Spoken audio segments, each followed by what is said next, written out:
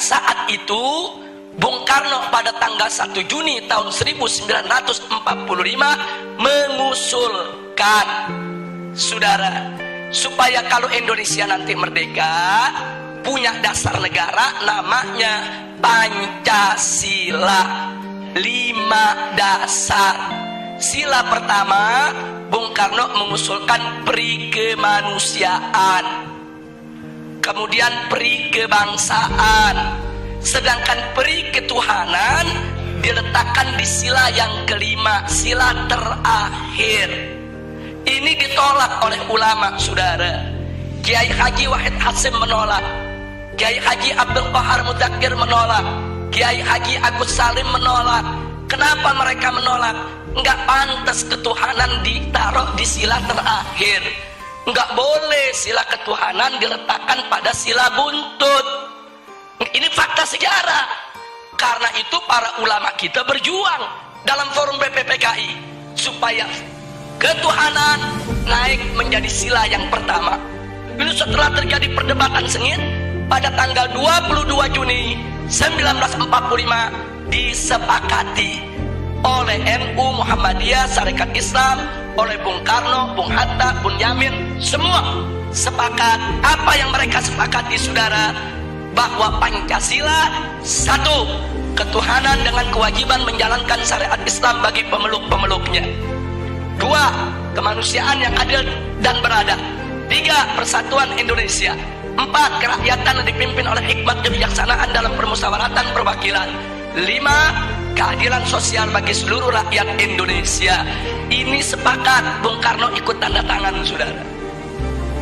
Jadi artinya mereka sepakat. Ini kan 22 Juni belum merdeka nih kita. 22 Juni 1945 ini sebelum merdeka.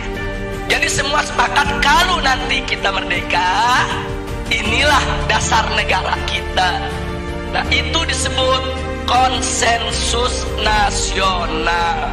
Singkat cerita, akhirnya diproklamirkanlah kemerdekaan kita pada tanggal 17 Agustus 1945. Begitu diproklamirkan, maka mulai saat itu dasar negara kita adalah Piagam Jakarta 22 Juni 1945 yang tadi sudah disepakati.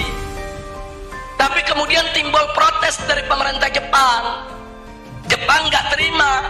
Kenapa ada kata-kata syariat Islam di bagian pertama?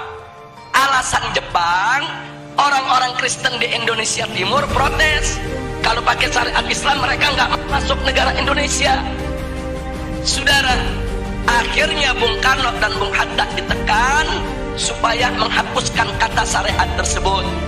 Tanggal 17 setelah proklamir kemerdekaan. Nah, akhirnya Bung Karno dan Bung Hatta menggelar sidang PPKI pada tanggal 18 Agustus 1945. Nah, dalam sidang tersebut Kiai Haji Wahid Hasyim tidak hadir karena sudah perjalanan pulang dari Jakarta ke Surabaya. Kiai Haji Abdul Qahar Mudzakkir dari Muhammadiyah tidak diundang. Nah, kemudian Kiai Haji Agus Salim dari Sarekat Islam tidak diundang. Ada apa kiai-kiai kita tidak diundang, saudara? Bisa dibaca. Kalau kiai-kiai kita diundang, mereka nggak bakal setuju syariat Islam dihapus, saudara. Makanya supaya ini lolos, ini goal, kiainya nggak usah diundang, saudara. Jadi marginalisasi ulama itu udah mulai terjadi semenjak kita kemerdekaan, saudara. Disingkirkan ulama kita. Akhirnya begitu digelar sidang, yang hanya 2 jam sidangnya. Sidangnya cuma 2 jam terburu-buru. Kemudian sila pertama Pancasila diganti. Diganti dengan apa? Ketuhanan. Itu aja, saudara. Sedangkan kalimat dengan kewajiban menjalankan syariat Islam bagi pengikutnya itu dicoret, saudara. Nah, akhirnya ada beberapa tokoh Islam yang hadir seperti Ki Bagus, saudara, dari Muhammadiyah menolak karena beliau tahu ini ulama NU, ulama Muhammadiyah, ulama Sarekat Islam gak bakal terima ini diganti. Terjadi perdebatan. Nah, akhirnya dapat solusi. Apa solusinya? Ini perjuangan Ki Bagus ini dari Muhammadiyah, saudara. Solusinya ya sudahlah, syariat dihapus nggak apa-apa, tapi tolong diganti dengan Yang Maha Esa. Dan Bung Karno setuju, saudara.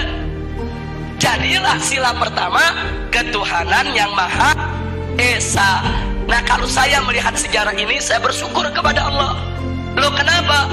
Wa yamkuruna wa yamkurullah wallahu khairul makirin. Mereka berbuat makar menghapus syariat, Allah balas makar mereka. Syariat hilang, tauhid yang datang, saudara. Itu kan syariat diganti sama tauhid itu. Syariatnya dihapus, yang masuk apa? Tauhid. Kita nggak rugi, saudara. Itu pertolongan Allah, saudara. Padahal ulama dipinggirin, ulama mau dikhianati, saudara. Tapi Allah jaga. Nah, oleh karenanya sampai hari ini ulama-ulama NU, ulama-ulama Muhammadiyah nggak pernah punya masalah dengan Pancasila, saudara. Nggak ada ulama NU nolak Pancasila, ulama Muhammadiyah nolak Pancasila, para habaib nolak Pancasila. Nggak ada.